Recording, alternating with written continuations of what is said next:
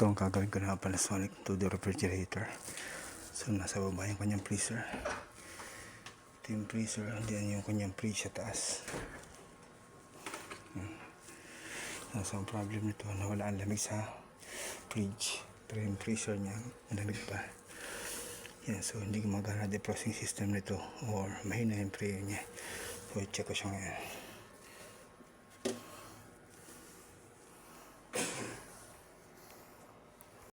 Itong ginagawa ko na Panasonic to the refrigerator. So siya ay yung latest na model.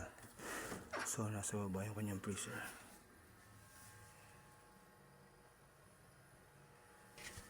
So ang problem nito, walang lamig sa taas. So ito yung kanyang fridge.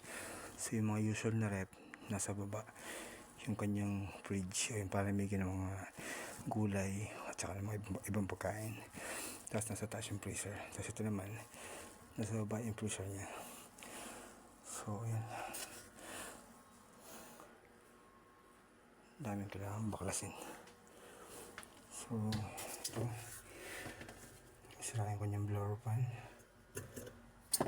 Pag umikot siya, maingay. So maingay siya pag umikot, pero hindi na siya umaandar ngayon. So hopefully nasisira, usually nasisira yung ano niyan, yung kanyang coil sa loob. So testing ko yung kanyang supply dito. Pag may supply yan, 12 volts yan. So papalitan ko ito ng bagong pan. Pero kung minsan sa mismong board ang sira yan, yung sa likod.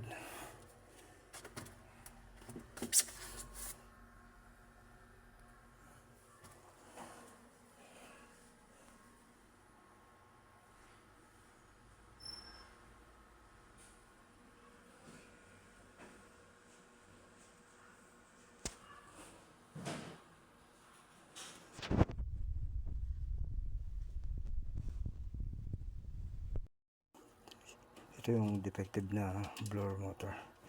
So hindi siya ma-under, kaya yung lamig galing sa freezer sa baba, hindi siya hinihigop papunta sa taas. So dito kasi kapag non-frozen, nagpapalamig dito, cold air lang. So hihigupin niya yung lamig ng coil. Ang tulad yan, nagyayelo yung mga coil niya. So yun yung hihigupin ng blower fan para circulate niya. So hindi niya ginagawa yan kasi sira siya.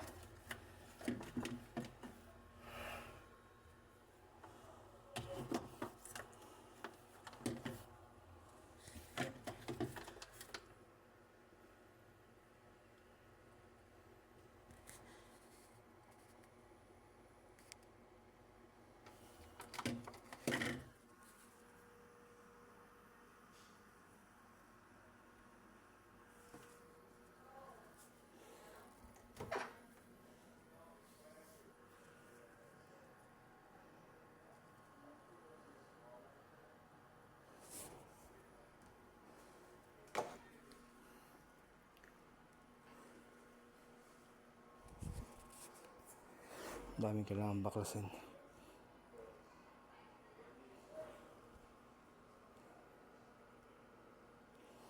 Dito sa Lancaster na GL3. Yeah, may Amerikano yung may-ari nito. Meron po mga coffee machine.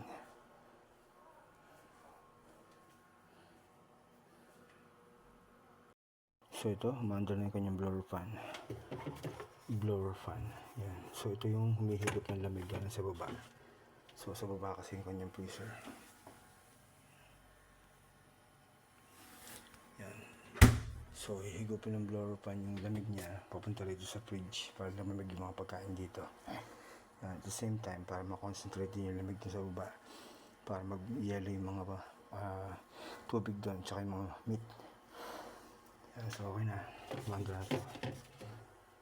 So kailangan lang plus to kasi may switch dito yan para kapag binuksan yung pinto, titigil yung pag-andar ng blower fan para hindi tumakas yung mga lamig dito sa labas. Yan, mapindot to, andar yan.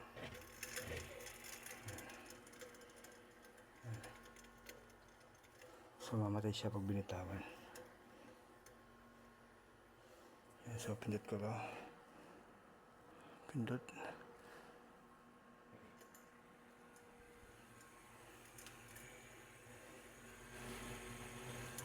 Yan, so okay na to. So, meron din akong dala na pamalit ito. Kaya nga lang, nirepair ko itong kanyang dati kasi pwede pa siyang ma-repair.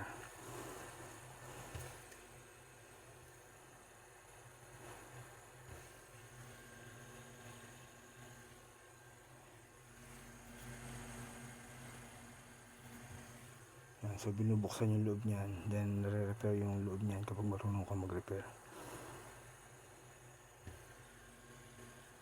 Usually kapag ang problem niya yung mga bushing, yan, shafting. Basta wag lang yung winding. Yan, tahimik na tahimik, very smooth.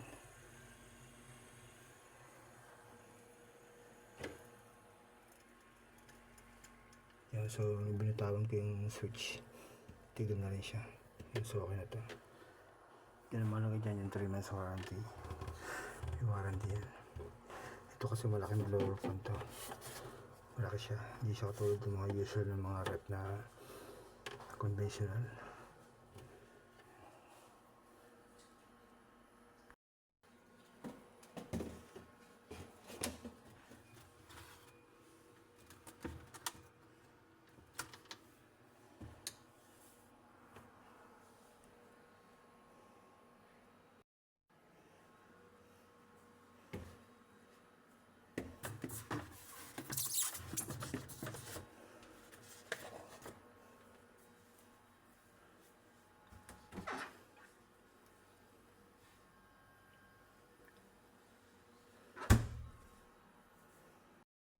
So ito, nabili ko na lahat ng tray niya.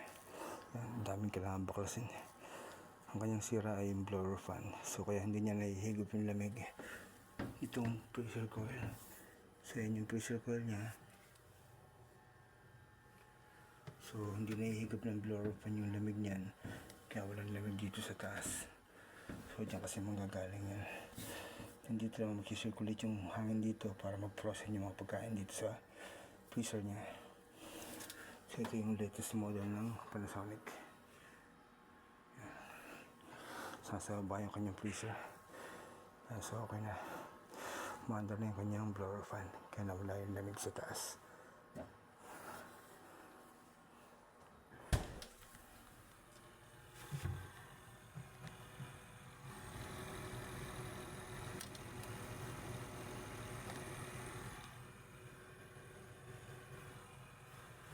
So kuminsan naman ang problema kaya humina ang lamig ay dahil mahina yung preview niya.